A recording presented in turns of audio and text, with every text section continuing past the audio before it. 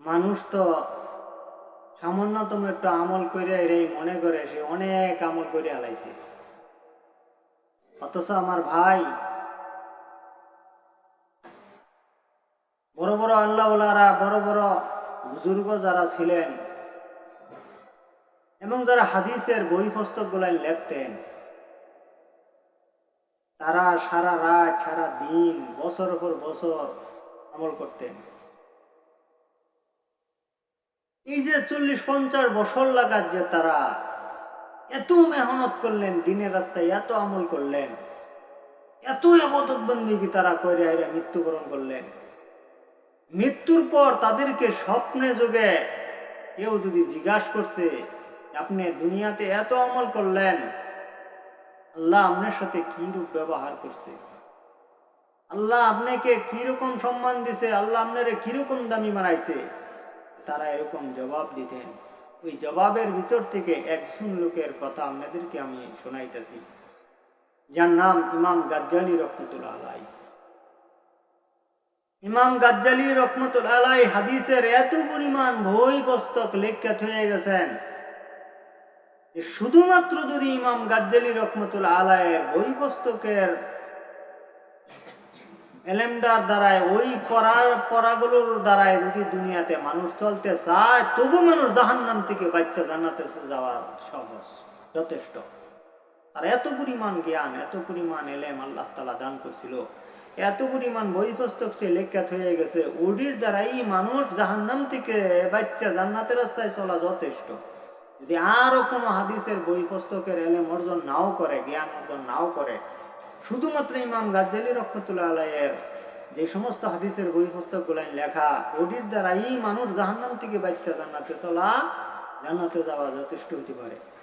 এত বড় একটা লেখক এত আমল করার পরেও তার মৃত্যুর পরে একজন তার ভক্ত, একজন তার শিষ্য স্বপ্নে ইমাম গাজ্জালী রহমতুল্লাহ আলাইহিকে দেখে প্রশ্ন করছিল যে আপনার সাথে আল্লাহ তাআলা কিরূপ ব্যবহার করছে, আপনি যে মৃত্যুবরণ করলেন।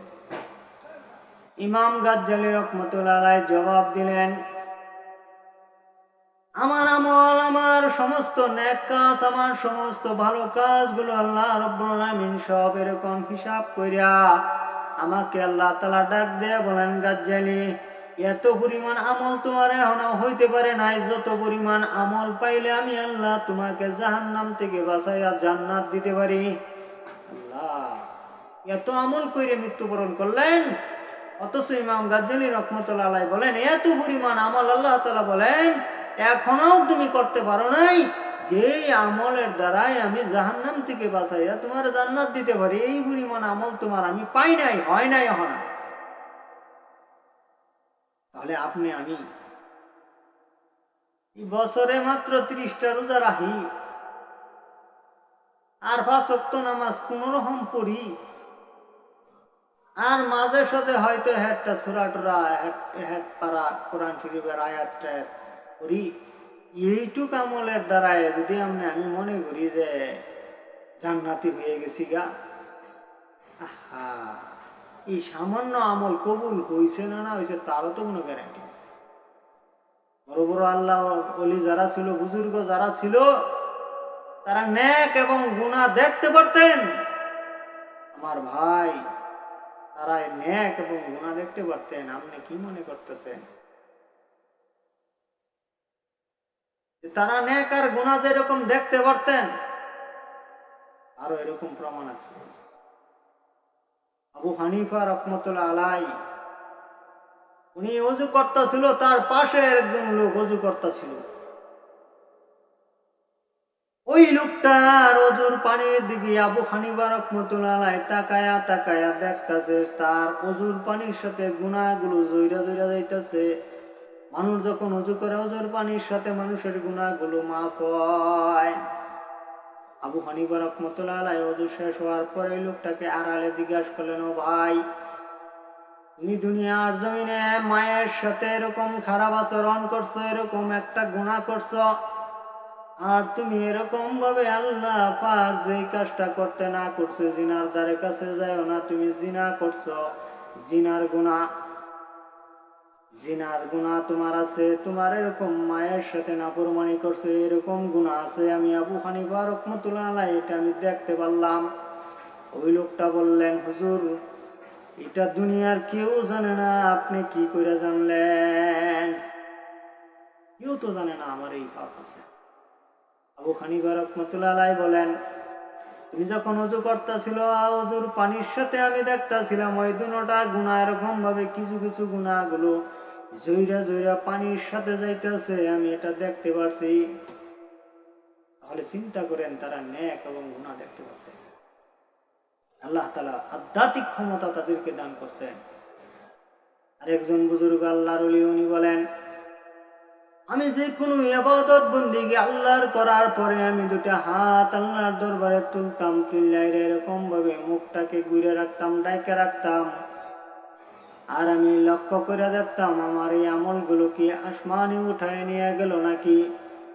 যদি ফেরেশতারা উপরে এরকম ভাবে উঠায় নিয়ে যায় তাহলে বুঝমু কবুল হয়েছে। আর যদি উপরে উঠায় না নিয়ে এরকম টুলফা বান্ধে আল্লাহ রাব্বুল আলামিনের কাছে জিজ্ঞাসা করে, আল্লাহ এই আমলটা যেই বান্দাই করলো, এই নেকটা যেই বান্দাই করলো, এটাকে উপরে উঠায় নিয়ে আমুনা নিক্ষেপ করে দিব, ফালাইয়া দিবাম।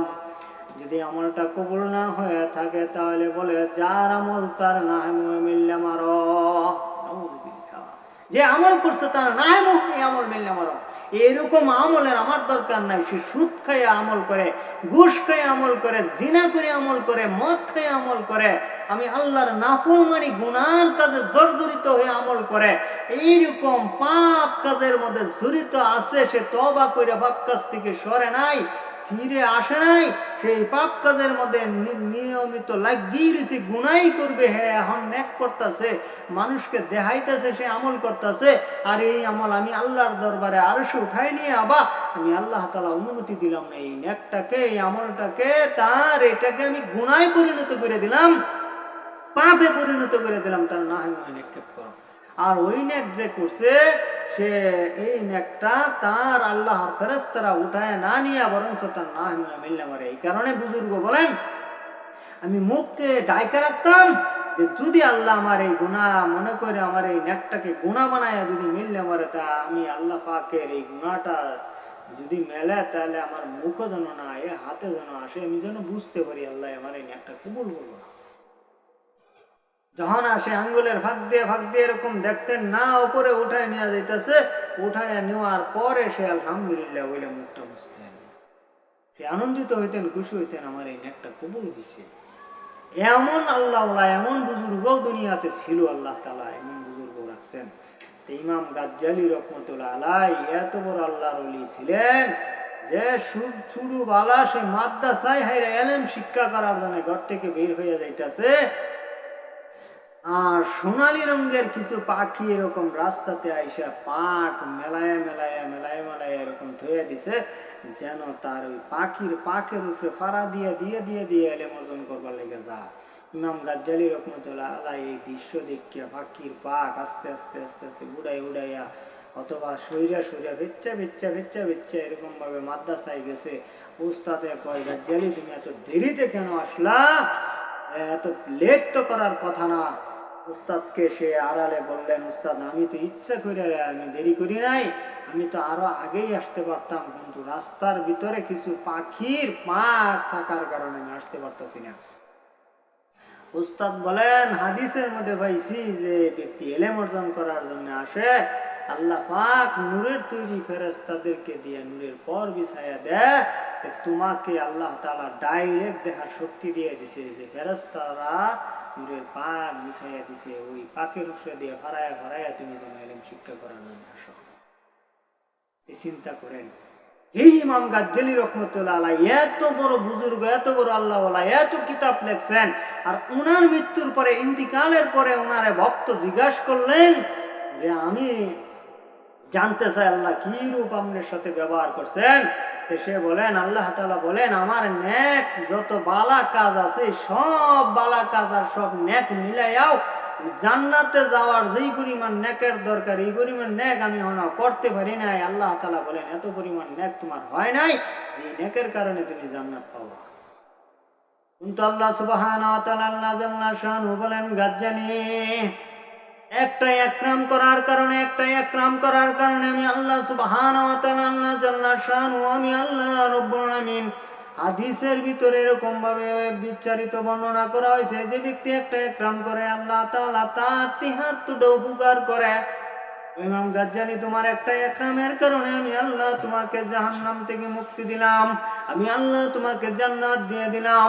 ইমাম গাজ্জানী রাহমাতুল্লাহ আলাইহি বলেন আল্লাহ তুমি আমার দয়া করছো, তুমি আমার রহম করছো, আল্লাহ জাহান্নাম থেকে বাঁচাইছো, জান্নাতি বানাইছো মাত্র একটা একরাম করার কারণে। ওই একটা একরামের নেকের কারণে আল্লাহ ওই একরামটা কি করছিলাম, ওই ভালো কাজটা আমি কি করছিলাম এটা আমাকে একটু যদি জানাইয়া দিতা। আল্লাহ সুবহানাহু ওয়া তাআলা আল্লাহ জাল্লা শানহু বলেন গাজ্জানী তুমি যখন এরকম হাদিস লেখতাছিলা তখন কালির মধ্যে ওই জমানায় এরকম ভাই আমার কলম ছিল না, কালির মধ্যে এরকম ভাবে আগলা কলম এরকম দোয়াত এরকম সুবাইয়া এরকম ভাবে হাদিসগুলো লিখতেন। ওই কোট্টার কালির মধ্যে এরকম ভাবে একটা মাছি বৈশা কালি খাইতেছিল।